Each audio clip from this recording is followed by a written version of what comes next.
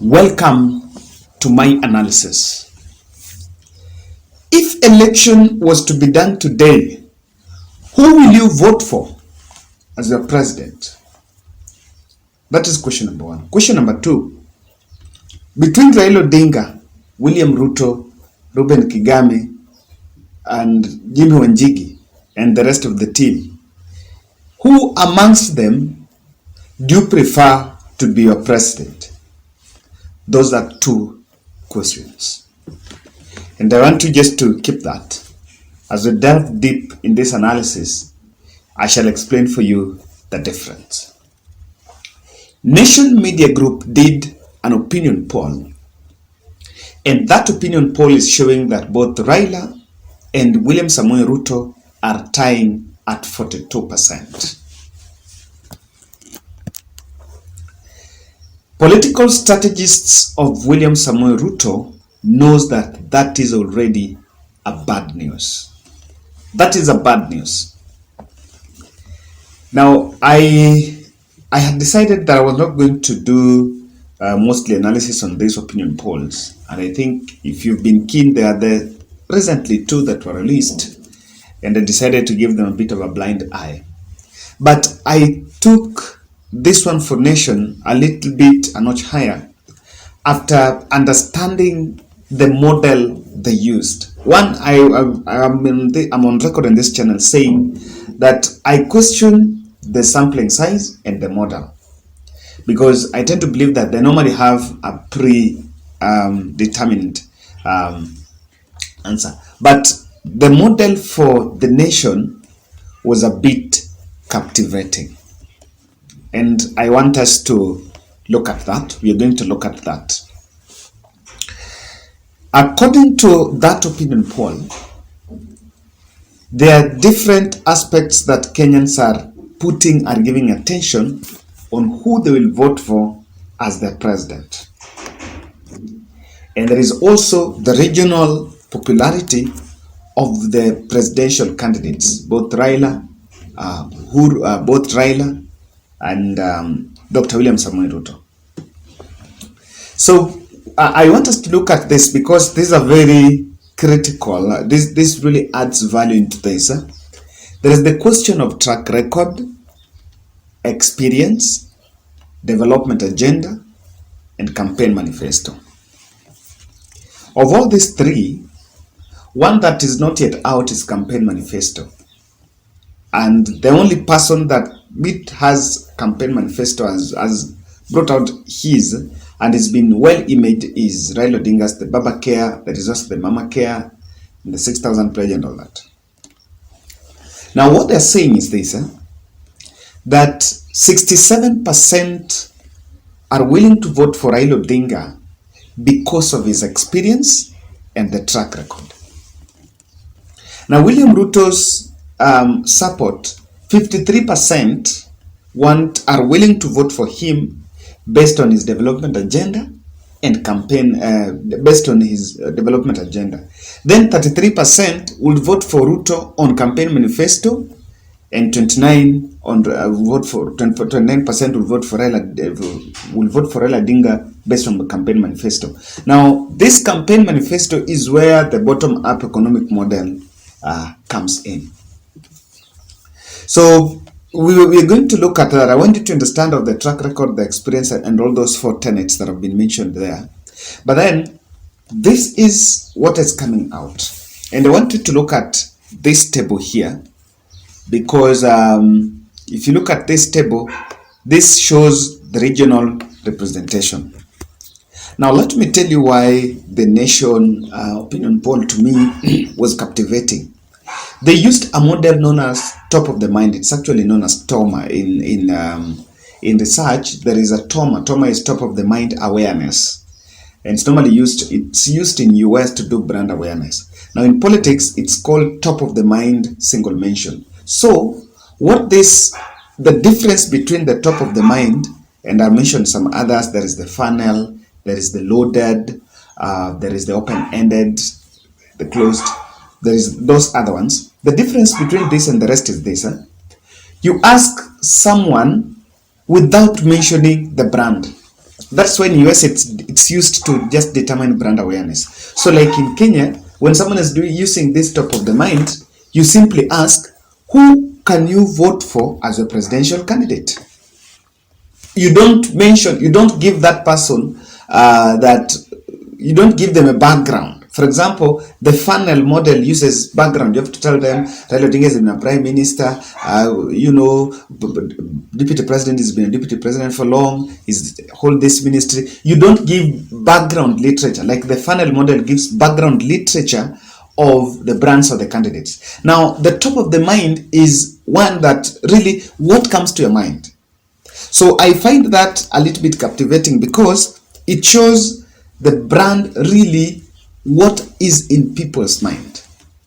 But I just did the question. And this one is simple. This one is even you in your workplace. If you're in a social place where you interact with people, you can even do with a piece of paper. Just meet someone. Who are you going to vote for as the president? Someone going to say Raila Odinga. Someone going to say William Ruto. Someone going to say Ruben Kagame. The advantage of this is already a decided man. Someone who's decided to tell you, someone who's decided, Missy Jamua. It's as simple as that, and doesn't have the stories. Because another thing, when someone who is running an opinion poll, the more time you spend with that correspondent, the more likely you're influencing his opinion. He will tend to see that you may be in a support Ruto. So because he doesn't also want, he will most likely go against say Raila. So that is why you will be told that when you are doing opinion polls, and I have done that because I was in media some point, it's normally question, unapigia nani? Sema Raila or Ruto. Don't say napigia Raila kwa sababu ya blah blah, napigia Ruto sababu ya blah blah. So that is why top of the mind is a very captivating model for me. Now, I want us to look at what is happening, and I can tell you that this report, this opinion poll is actually giving Ruto panic. Now, before we dive deep into the impressions of that, I want to humbly request you to subscribe to our channel and also click the notification bell.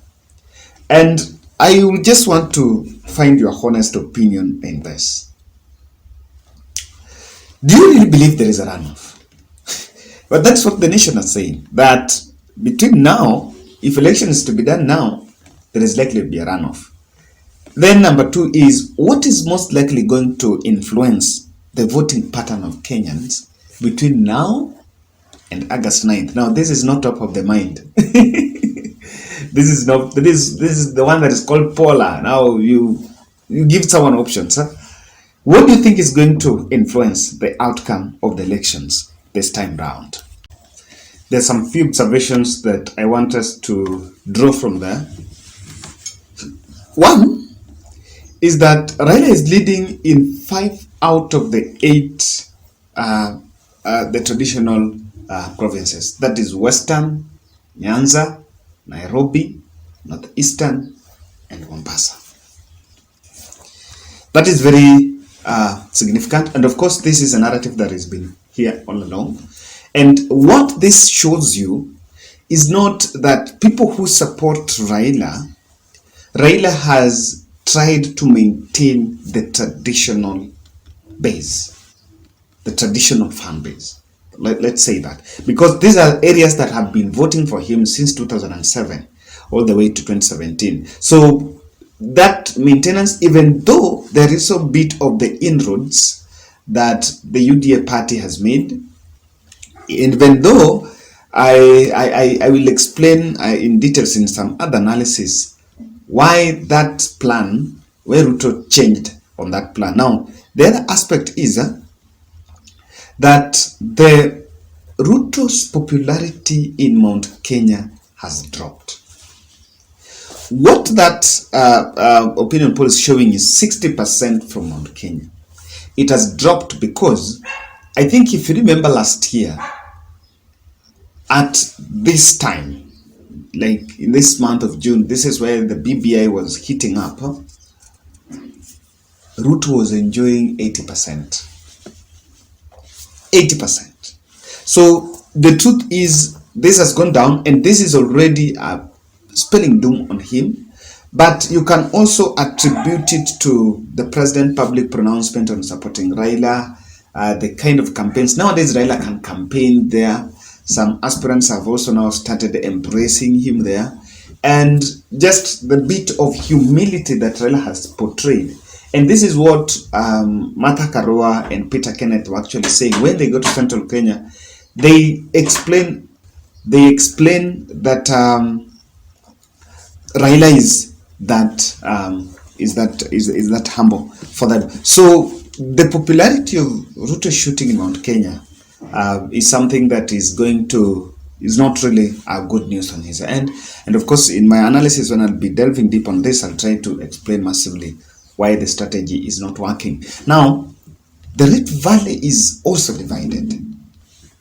And I don't want to be opaque here by saying that Raila is dividing popularity in Eldoret town, Uasin Gishu, or Nandi, or Bomet, or Kericho. No, the division is based on those regions, like the West Pokot, the Maasai, the Narok Maasai, the West Pokot, the Samburu. Remember, Kajiado is also part of the Rift Valley, and the Turkana. So these regions, and that is why Ruto has to work extra hard to reach out to those other traditional 5 counties where Raila enjoys that massive support. With that, it means even this fallacy of the tyranny of numbers by just holding Central Kenya and Rift Valley might not be tenable in the fullness of time. Then, the running mate choice is likely to tilt this popularity of the candidates. If you look at, interestingly, the lower eastern, or the eastern part. The eastern part, in this opinion poll, they have included, it is 40-40 because they have merged up Machakos, Makueni, Kitui, Tharaka Nithi, and Meru. Even though Tharaka Nithi and Meru are also perceived to be part of Mount Kenya. So, what I believe is, if William Ruto is going to pick a running mate like Tharaka Nithi Senator Kithure Kindiki, then there is a chunk of that tilting that will go to them, that will shift towards William Ruto. But also, if Raila Odinga settles on Kalonzo Musyoka, then the tilt is going to be big, because unlike in Tharaka Nithi and Meru, which might be shareable, if Kalonzo supports Raila Odinga, and I think the good news is he has mentioned that he's not going to leave Azimio la Umoja, whether he's picked as the running mate or not, but he's insisting that without him being picked as Raila's running mate, Raila is likely to lose the election. That is what he has said. So with that also, I think by the time we'll be picking the running mate, an opinion poll that we've done later will give a different picture on what is exactly is happening. Number 3 is the voting is based on the quality of the presidential candidate. So all the other hulabaloo about the Kenya Kwanza and the branding of the Azimio is just for the optics. And that is why we were saying that Azimio needed to work on their optics, because the issue of people leaving is not good for the optics. But if you look at the voting credentials, and I want to refer you to the other aspects that were deciding when people vote for, the experience, the track record, development agenda, campaign. These are all, the custodian of all these aspects is the presidential candidate. Now, this is very critical in this election, because the race is between Raila and Uhuru, and Raila and William Ruto, rather. Sorry. So, if people are going to vote Raila on experience, then this tells you that the demonization of Raila Odinga based on the age is not going to favor the opponents. Lastly, I am so keen on this. Raila Odinga is leading in Nairobi with 51%. Do you think the Nairobi voting outlook can be used as a baseline on what exactly is happening in the country? Because Nairobi has all the 42 tribes, even though, unlike the other counties, like the other village counties, let's mention of the Uasin Gishu, Siaya, I don't know that Kilifi is a village county, but Nyeri or so, where voting sometimes is done or based on the attachment to the political party, Nairobi voters seems to be so much judgmental in terms of the development. They're the people that questions your plans for the economy and all that. But with the fact that Nairobi has Raila is commanding a very good lead in Nairobi, it also shows that hustler narrative, because it was typically meant to the youths in the urban centers and the Mount Kenya, it did not sing. So ladies and gentlemen, bit of that's my impression on this. And I also want to read your comments, specifically why the Mount Kenya aspect is going down. That's what I want to understand, because I'm going to do another analysis that will border that, and I'm going to read your opinions. Thank you.